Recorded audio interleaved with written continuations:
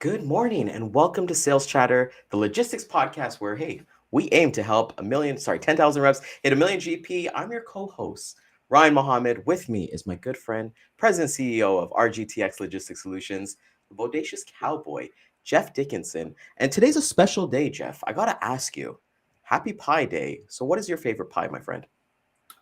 314. Like actual pie, buddy. Like I'm talking like blueberry or come on, man. Apple. Apple pie. Apple. Yeah, absolutely. You put an apple pie in front of me, it's gone. Done. Done. Dutch apple pie, I have to say. Dutch apple pie. And we have the amazing Ashley with us today. What is your favorite pie? I like cherry pie. Ooh, cherry pie. And just a question, are you guys doing whipped cream and ice cream, or is that you got to have it like hot and fresh and that's it? A la mode every time. Yeah, I don't know. definitely. What kind of question is that? Yeah. Hey man, you always, I don't know. I'm an ice cream guy. I'm a blueberry guy with some ice cream, some whipped cream, but it is what it is. So you know what? Let's get started. Let's hit that intro and let's get started to the Let's amazing do show. this. Boom. To the HPLS podcast. Live, relevant, and high performance information, conversations, and education weekly.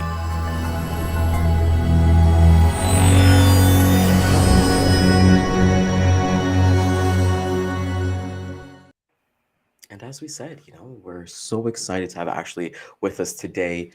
She's been watching our show and like we're going into empowerment into logistics for women here.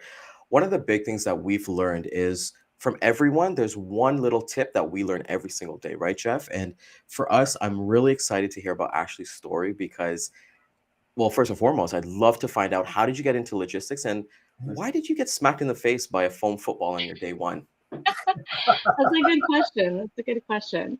I really entered into it by accident. I wasn't looking for logistics, and I like when you say logistics kind of found me. I started off in the automotive space and just kind of stumbled into it through factoring, which a lot of people don't know a ton about, but on the carrier side. And then I found myself at a 3PL and they just started their full truckload division. I'd actually applied to be an account manager. And then when I went over to the carrier sales side, the energy was just off the charts. So I decided I want to be in carrier sales. In my first day in training, there were a handful of us. I was only the second woman on the sales floor. So all the boys were playing football, and I'm over here trying to make calls and figure out this whole brokering thing. And within my first hour, I got smacked right in the face with a ball. So I threw it right back at him. It was totally fine. That'll go. Exactly. Welcome to logistics. Nothing like a first day like that. One thing that I was doing my research is that, I believe you started as an office manager a couple of years ago, and then you've really worked yourself up in the logistics space. What advice do you have for new people coming in, especially women getting into this industry? Because when you look at somebody with your experience and everything that you've done, it's inspiring. It's really amazing to kind of see that kind of happen. Can you share a little bit of insight of what's worked for you and what we would advise not to? Yeah, I think, the biggest thing is don't be afraid to use your voice. Don't be afraid to speak up, and sometimes you have to be a little louder or say things over and over again when you're in a room of personalities and specifically men. Sometimes it takes us a little bit longer to get our point across, but, just don't be afraid, be confident. We're all smart gals, we know what we're doing, and do your research, learn, grow, become an expert in your field. I think that that's probably the best thing that you could do is know what you're talking about and then use your voice to get it across. Yeah, that sounds awesome. It's like being a bull in a china room. It's just the way I look at it and what I've heard these past 3 weeks is exactly what you said. Everyone that came on board, each woman said almost the identical thing, that you have to have that voice. You have to have that confidence level in order to succeed because of those alpha males that are in the office, very outspoken. So sometimes you have to get to that upper level, to be heard, if you want to say it that way. But what brought you into J5? I mean, what was the aha moment for Ashley when you got into that office? Well, I've pretty much done everything. Well, not everything, but I've done a lot of things in logistics. I've been in the factoring space, not only on the carrier side, but also on the broker side. I've done the freight broker gig on the carrier sales side. And I really want to know anything and everything that is related to logistics because I did fall in love with the industry. I think it's fascinating. I love that it's constantly changing. I love that we're like in this technology revolution that's super exciting. And, my dad was a truck driver. So um, I have like a soft spot, for the industry as a whole and some really core memories that are important to me as a person. So I think, joining 5J and being on the customer sales side is just another piece of the puzzle and just another piece of understanding the entire industry from every single angle. Because the more that you can know, the more powerful you become in an industry and the more you can make a positive impact. Sure, absolutely. You have to be like cross-trained and know a little bit about everything, right? But what was the biggest thing, that the draw that you fell into? What do you like most about logistics? I love that it never sleeps. I love that it's fast paced. I love that it's always evolving and changing. And I'm the type of person that gets bored really easy. So this is the perfect industry for me because you can't get bored. Like you said, you got to learn something new every day. Yes, absolutely. And the ones that don't fail. I mean, I'm just being real because the logistics industry is evolving every single day with new technology, and some of the stuff is hard, unless you've had your finger on the pulse on a daily basis. For you, what what was the most hardest thing for you when you got from the factoring side to the logistics side? And what did you dive into first and then led you to the position that you have now? Yeah, I think the hardest part for me, especially on the carrier sales side, was I'm a little bit of a gullible person, right? Like I love to see the best in everybody. So when you're talking to some of these carriers on the phone and I want to believe everything that they're telling me, and then having to kind of sift through and read the BS over the phone was something that I had to learn really quick. So that was probably the toughest thing. I mean, I can't tell you how many times I probably booked a load with some sketchy carrier and then stayed up all night trying to recover it or trying to figure out where the truck was or trying to calm the customer down. That was definitely a learning curve and something that I had to figure out really fast. Awesome. And those are all amazing points because like you're learning as you're growing. And the one thing that you said was really interesting to me is that you've really kind of conquered each level of logistics. We always talk about logistics being a spoke on the wheel and you're making that wheel turn. Well, when you learn every spoke, you can actually make your own wheel, right?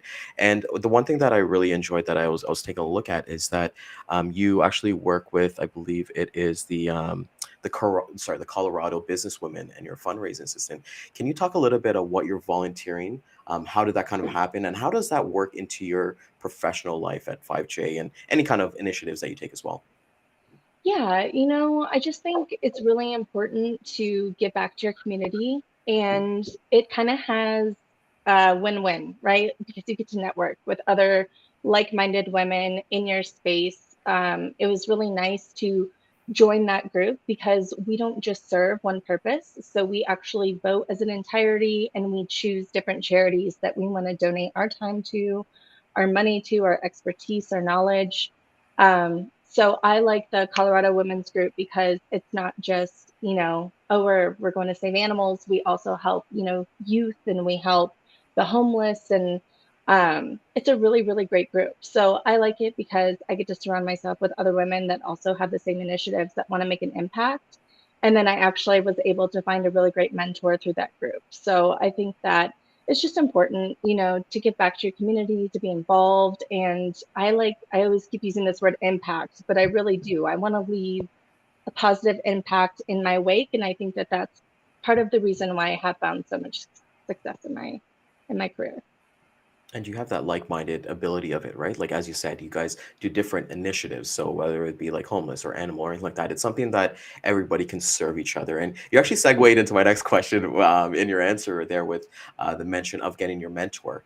Can you explain to everybody that's kind of watching how important has it been to sync up with a mentor? What have you learned? And on the flip side, I'd love to get the opposite answer of, hey, what would you be looking to do if you were to get a mentee yourself? What would you teach them? Mm. Yeah, I think it's so important to have a mentor. I think I've always been a really strong believer that if I'm the smartest person in the room, I am in the wrong room. So I think that being in carrier sales and in that broker mentality, you have to be a little bit more aggressive, right? In order to like be the best. I always want to be number one. But then on the flip side of things, going into the broker side of factoring and leading a team of salespeople, I had to become a little more softer. I couldn't be as aggressive in my approach. And I think having a mentor really taught me how to navigate and use my voice where I don't have to be so aggressive or forward, but also I can use it to be a little softer, but still get my point across. So that to me was the biggest part of having a mentor, just somebody to kind of like guide me through how to use my voice in a good way.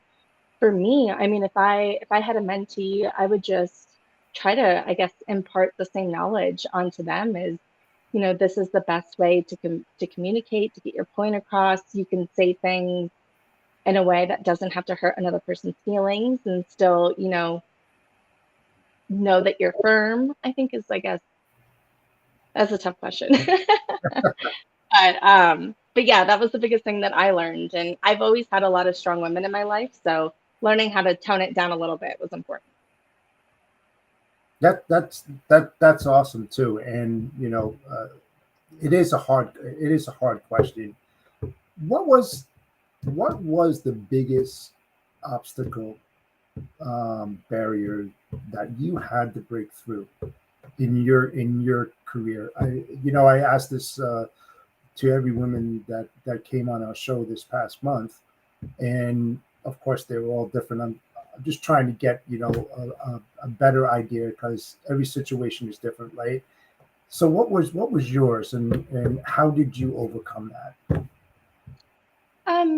I think the biggest thing for me is just the fear of failure was probably the biggest obstacle. There's a lot of pressure when you're in this space. It's always going and you really have to push yourself to your limits. And so I think getting over that fear of failure and just kind of trusting my instincts and trusting that I got this, like it's gonna be okay, and trusting my own voice was really important. I think it's easy to be overlooked and maybe not heard all the time. But if you keep, they always say what the noisy wheel, um, you can't, I don't even remember the whole thing, but it's like you can't, Squeaky wheel gets the oil, something like that, yeah, right? something like that. But yeah, just getting over that fear of failure, trusting my own voice and making sure that it's heard because I wasn't always so confident. Yeah, and that's a big thing, that know that failure drives a person to be successful. Without failure, you do not learn. What was the biggest failure that you were fearful of? I know you mentioned a few things, but uh, what was that fear that you feared most? Yeah, just, especially on the sales side, commissions are a really big part of your salary and just not making it happen, I guess, not getting the job done, not being seen as an integral part of the organization of any organization that I'm from, especially in, like a landscape today. There's a lot of layoffs happening. There's a lot of uncertainty in just a lot of people's jobs. And so I think that getting okay to fail too is a big part of it, right? Is like once you fail, you're like, okay, it's not that big of a deal. You kind of move on and pick yourself up, and maybe you like sulk for a couple of days and eat a little bit of coffee ice cream, and you move on and you find a new opportunity. When one door closes, another one opens. Very true. Yeah, I love your positive outlook on everything because that's the true way to actually go. No, but that is it's true. Honestly, it's the way to think because I know some people get caught up in like analysis paralysis. They're afraid to make a mistake, thinking that I'm going to get reprimanded for it. Well, you're supposed to be able within reason, right? Like don't underpay a carrier by like $1,000 or something like that. So you don't want to do that. I know Jeff was kind of mentioning the hardest things that you had to get through, but I'd love for you to share like your biggest wins, what you've kind of learned that's like positivity because I know that not only do you do the different things in logistics, like I need to work with the Colorado businesswomen, but I believe that you work with like a wheelchair summer camp, I believe, or something like that as well. So you're kind of like all rounded. Can you share with everybody what your biggest wins have been? Yeah, I mean, I think my biggest win, I'm really proud where I've come from a professional standpoint. It feels like every time I make a move, it's in a step forward.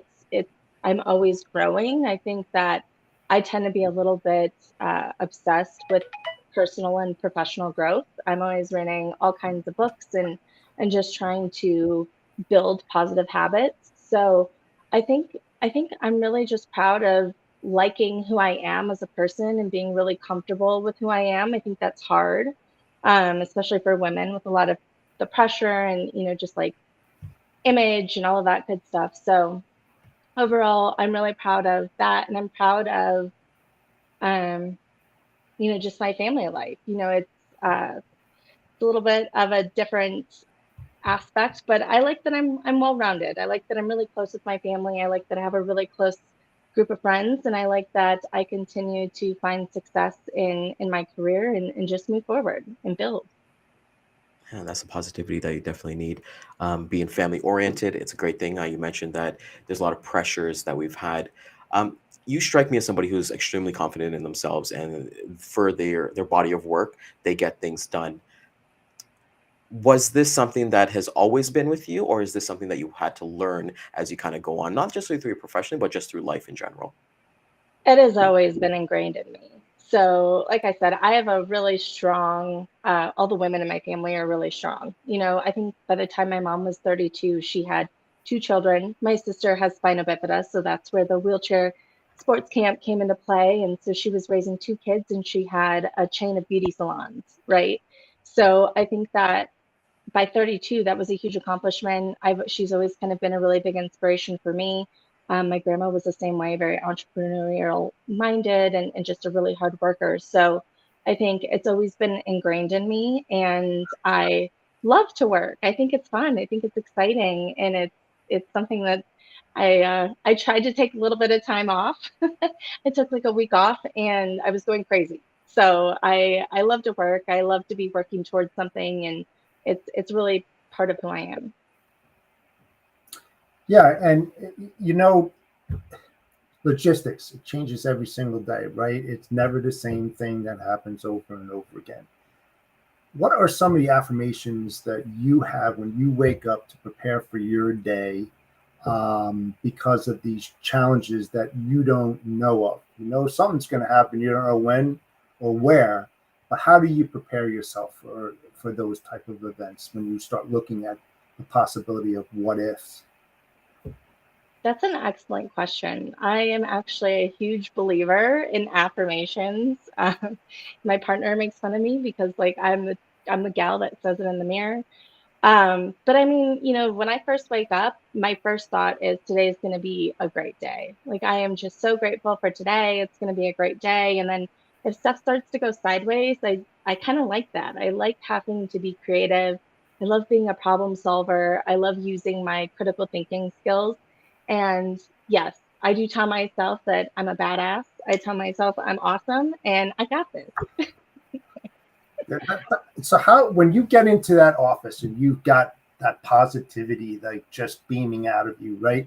How do you portray that positivity to your fellow workers that you go into, and how do you translate that to make the environment a much more positive environment to work in instead of all that negativity that kind of runs in brokerages because they're putting out fires, all that. What does Ashley do? I'm a high fiver. So I love giving out high fives. I think that, that's important. And, a lot of these brokerages, I love them because they have a lot of ways to kind of step away, right? And go play like a game of ping pong or pop a shot or, go get a snack from the vending machine. And sometimes you just got to take a breather. And there's a lot of mantras that I used to say, because yeah, we all get to that point where there's a breaking point where sometimes you've been working 40 hours, 50 hours a day for 2 weeks straight, and you don't really get a day off because there's freight never stops moving. It moves on the weekends, it moves at night. And I used to be on the West Coast. All of my region was on the West Coast, and I lived central, but I would get phone calls at 3 in the morning, looking for pickup numbers and all kinds of stuff. So, I would always say to myself, I choose peace instead. And then you just tell your coworkers, breathe, goose brava, shoot them a smile, crack a joke. Laughter is the best medicine. And go do some papa shot. Go throw some balls around. Feel a little better. Definitely all the way. That's the way I feel as well. I always wake up with a smile. My positivity is always beaming out there, and I try to portray that onto everybody that I meet. So, are you trying to say that when you walk into the office, you automatically go into high five? Yes. For no reason, you just do it. It's good morning. You're high fiving. By the time I get to the office, I'm probably like 3 coffees deep. So, I've got a lot of energy. I like to wake up bright and early in the morning, go work out, get everything pumping, get things going. So, yeah, walk in, high five. Let's get this. Let's do this, right? Make some money. Yeah. Let's make some point. I'd like to add to that maybe, I don't know, maybe we're out on a limb here, but maybe she listens to Sales Chatter with us before she goes into the office. So she's got some good vibes going on. If that doesn't make your day, I don't know. Yeah. That's awesome to kind of see. And I love that positivity. Ashley, we've been talking about empowering women into logistics for our season 2. I know that I was reading that, hey, you were a part of like the TIA Women's Luncheon. Either it was a couple of years or things like that. Where do you think the direction of women in logistics is going? Do you like the path that it's going? And what can we do as men here to basically help be allies to push this, not narrative, but push this mission forward? Yeah, I think it's going in a really positive direction. I think that I was watching the last Sales Chatter and with Candor Expedite, and it was like mind blowing to me that there are still people out there with that mindset of, hey, women shouldn't be in this space. And I think we need to move towards, like, it's not just women, it's everybody belongs in this space. Like, we're just people. I think that we need to be seen as equals and not as a separate category. I think that we bring our own set of skills to the table, and I think men do too. And I think that when you put us together in a room, that's when stuff really starts to happen. So I think just, you asked the question, as men, how can you support or be there to kind of keep the wheels moving forward? And I think that, just collaborating with other women, and if you see that there's someone out there doing an excellent job, make sure that you're also advocating for them, right? Because I think as men, you kind of like to stick together, and as women, we like to stick together, but I think we need to come together as an entirety. And I think it's the separation, like we're not in middle school, right? We're not at a middle school dance. We need to all come together, work together. And I think that's where we're going to get the most momentum, is when everybody's on the same page and collaborating. That's perfect. That is one of the amazing things. And I like that you said that, because like a lot of people would say, hey, because Eileen was on our episode yesterday and she used the word human. She doesn't refer to like men and women or like that. It's the word human. And it's something that's really impacted me, that I thought about. I talked about my wife about it last night, like treating people as human and kind of go from there. You strike me as well, like I said, very positive and things like that. And you're always, from what I see at least, is always trying to boost your education and learn more. Like I see you're an expert in Spanish now because of Duolingo. How has continuing education, like taking these courses, available to you? How has that helped you? It's just something I really enjoy. I feel like this world is so big, and I am naturally curious. I'm just thirsty to learn and know more, and any way that I can do that is just something that's really um I don't know, part of who I am. I'm like I said, I get bored easy. So I like to say I'm always like kind of switching to different things. I've been a part of a lot of different industries, but I'm just like thirsty to know stuff. I mean, I just really enjoy it. So what's the what kind of things do you look at to get that knowledge? What do you follow? What do you read to keep your finger on the pulse on a daily basis? Yeah, so I read a lot of sales books. They're not always super enlightening, but they do give me a lot of good ideas to. I'm always like changing my script and changing my approach, and sometimes I'll be funny and sometimes I'll be informative, and I think that's what kind of makes sales in general fun. So I'm reading Fanatical Prospecting, and I'm reading You Can't Teach a Kid to Ride a Bike at a Seminar. I really like the Sandler selling method. I think it's really interesting. I love reading self-help books like Go Wash Your Face, and I think she got some backlash, but it was still a good book. Um, and just a lot of stuff that, empowers me and makes me feel good. I think that's the important part is feeling good while you're reading something or doing something. I listen to a lot of podcasts. I like the logistics of logistics. I like this podcast, Sales Chatter is one of my favorite ways to start my day. I also listen to the Freight Coach. So, industry specific stuff, I think it's important to just learn, like I said, learn something new every day. And if you're constantly filling your brain with new stuff, then you come up with new ideas and it just helps you be creative. That is amazing. Yeah, you talk about the self-help books, Fanatical Prospecting by Jeb Blunt. Little of a plug, we had him on our on Sales Chatter last year, so he's an amazing guy. And just to hear like those things that you're putting to practice, and that's what I like that you said that, hey, maybe I can add an informational part or a comedy side to my scripts, and that's the way that I operate too. I go based on the person and what can I get away with. How am I going to make a deeper connection with that person as a person rather than looking at them as a logistics manager, right? Yeah. From there. Actually, we are so honored. This has been a lot of fun, truly. Like you are amazing. Can you tell everybody about how they can get a hold of you? If you got any things coming up, any trips coming up, any conferences, and the name of your two dogs, because I'm a dog guy. Yes, I have two adorable dogs, Vanilla Bean and Wilson. I'm obsessed. And I work with 5J Logistics. So, we are logistics experts. I think combined we have like 50 years of experience, all of us. So we do have a branch director who's also a lovely lady. She's the boss lady and love working with her. So 5J Logistics, Ashley.McMillan at 5J Group. And no conferences that we have planned anytime soon. I might try to swing the freight waves in Ohio, but we'll see what's up. That is amazing. Definitely hit you up. And the one thing, like I said, anybody who's watching in the audience, definitely follow Ashley because I've been watching that she's kind of been doing a lot of posts on technology focus, and it's actually really cool. So you can learn a lot from her and everything that she kind of supports and everything like that. So I want to thank everybody for coming out this morning again.